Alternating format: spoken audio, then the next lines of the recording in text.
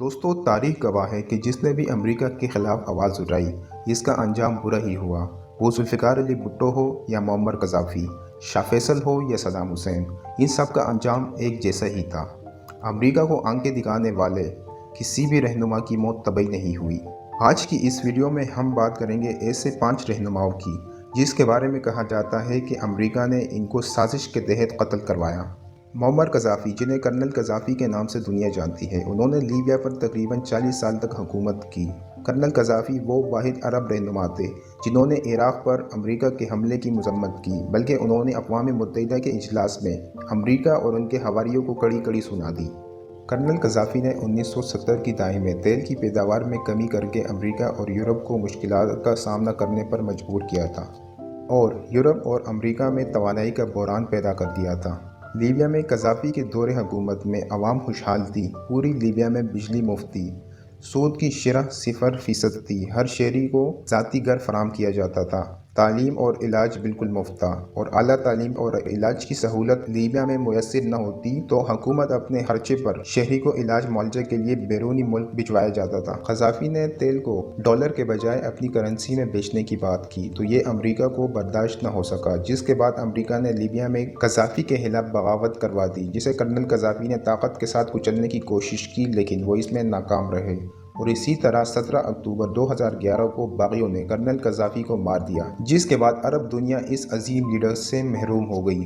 یاسر عرفات فلسطین liberation organization کے سربراہ تھے اور فلسطین کے صدر تھے، جنہوں نے 1966 میں فلسطین لبریشن آرگنائزیشن کی باغ ڈور سنبھالی۔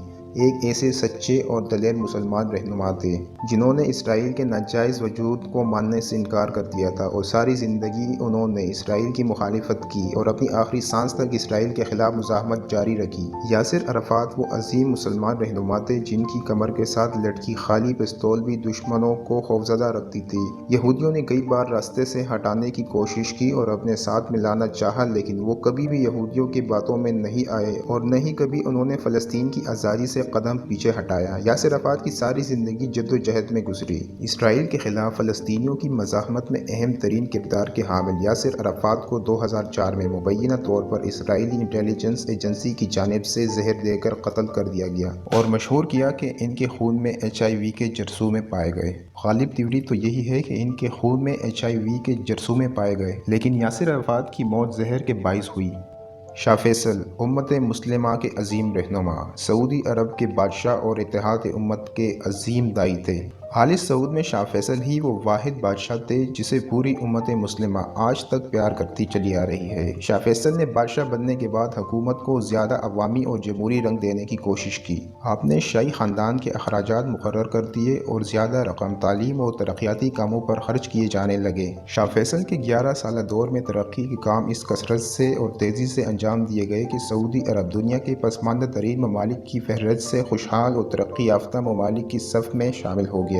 شہروں اور بندرگاہوں کو جدید طرز پر توسیع دی گئی، ہوائی اڈے تعمیر کیے گئے، ملک بھر میں سڑکوں کا جال بچھایا گیا، حرم پاک میں توسیع کی گئی اور حاجیوں کو مفت سہولیات فراہم کی گئی۔ شاہی محلات کو تعلیمی اور رفاہی اداروں کے سپرد کر دیا گیا۔ مکہ معظمہ، جدہ اور ریاض میں نئی جامعات اور اعلیٰ تعلیمی ادارے قائم کر دیے گئے۔ شاہ فیصل جب تخت پر بیٹھے تھے تو عرب دنیا انتہا پسندانہ قوم پرستی، نسل پرستی، سوشلزم اور دوسرے غیر اسلامی نظریات کی زید میں تھی، لیکن شاہ فیصل کی کوششوں سے مسلمان ملکوں نے آپس کے اختلافات ختم کیے اور ایک دوسرے کے قریب ہو گئے۔ یہ شاہ فیصل کا ہی کارنامہ تھا کہ انہوں نے فلسطین کو، جسے صرف عرب کا مسئلہ سمجھا جاتا تھا، پوری امت مسلمہ کا انہوں نے مسئلہ بنا دیا۔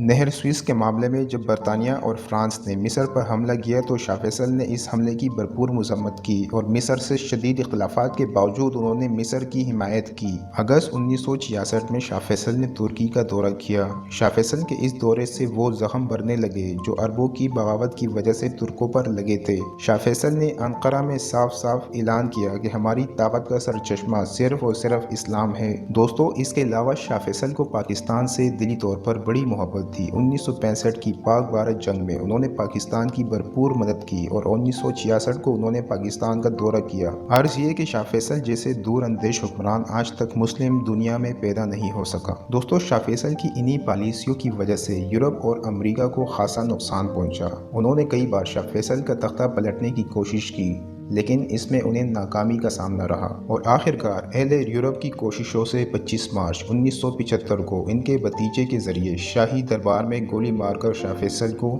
قتل کروا دیا گیا۔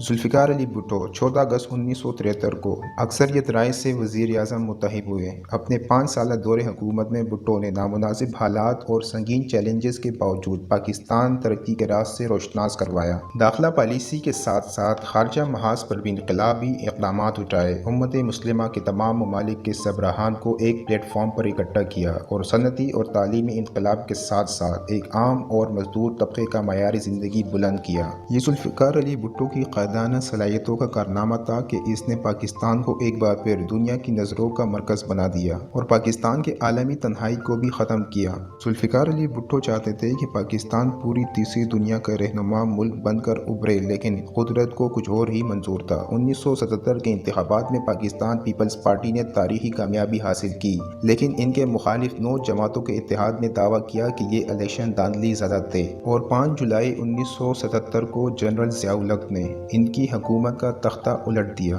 ضیاء حکومت نے بھٹو پر محمد علی قصوری کے قتل کا مقدمہ چلایا اور عدالت عظمیٰ نے حیرت انگیز طور پر سزائے موت سنا دی۔ 4 اپریل 1979 کو ذوالفقار علی بھٹو کو پھانسی دے دی گئی۔ سزائے موت دینے والے 4 ججز میں سے ایک جسٹس نسیم حسن شاہ نے کئی برس بعد یہ اعتراف کیا کہ سزائے موت کو کم کیا جا سکتا تھا۔ صدام حسین ہی وہ حکمران تھا جنہوں نے خاتون کی فریاد پر اسرائیل پر چل دوڑا تھا اور اسرائیل کے دارالحکومت پر میزائل داغے تھے۔ دوستو، ہوا کچھ یوں تھا کہ صدام حسین کی لائیو پریس کانفرنس چل رہی تھی کہ اچانک ایک چیختی چلاتی ہوئی عورت اس کے سامنے آ کر کھڑی ہو گئی اور صدام حسین کو سخت الفاظ میں مخاطب کرتے ہوئے کہا کہ اسرائیلی فوجیوں نے میری بیٹی کو ریپ کا نشانہ بنا کر قتل کر دیا اور تمہیں یہاں کوئی فکر نہیں، تم عیش و آرام کی زندگی بسر کر رہے ہو اور ادھر ہم پر مظالم کے پہاڑ توڑے جا رہے ہیں۔ اس عورت نے مزید کہا کہ روزانہ اسرائیلی فوجی ہمارے گھروں سے ہماری بہنوں اور بیٹیوں کو اغوا کر کے لے جاتے ہیں، جن کو بعد میں قتل کر کے پھینک دیا جاتا ہے اور ہمارے چھوٹے چھوٹے بچوں کو سڑکوں پر گھسیٹ کر مار دیا جاتا ہے۔ کیا تمہیں ان عورتوں، بوڑھوں اور بچوں کی چیخیں سنائی نہیں دیتی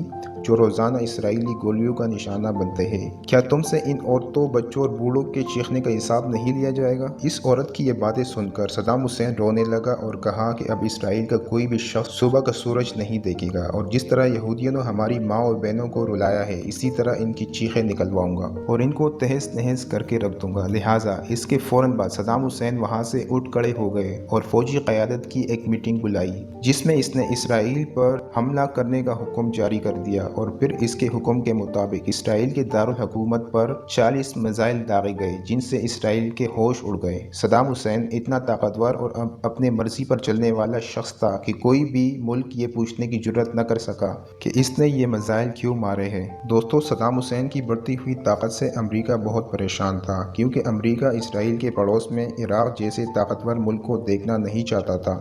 امریکہ اور اس کے اتحادیوں کے لیے خلیج میں اپنے مفادات یعنی تیل اور اسرائیل کی حفاظت ہر قیمت پر ضروری تھی اور اسی لیے امریکہ اور برطانیہ نے ان پر حملہ کر دیا۔ امریکہ اور برطانیہ کا مزید کہنا تھا کہ صدر صدام حسین کے پاس جوہری ہتھیار ہے جسے دنیا کو خطرہ ہے، لیکن تاریخ گواہ ہے کہ حملے سے لے کر آج کے دن تک عراق سے کوئی جوہری ہتھیار نہ مل سکے اور اس بے بنیاد الزام کی بنا پر کئی لاکھ بے گناہ عراقی شہری مار دیے گئے۔ دوستو، موجودہ صدی کے یہی وہ مقبول ترین اور بہادر مسلمان لیڈرز تھے جن کی بہادری اور سچائی کی وجہ سے نہ صرف وہ اپنے ملک میں بلکہ پوری امت مسلمہ کے دلوں میں بستے تھے۔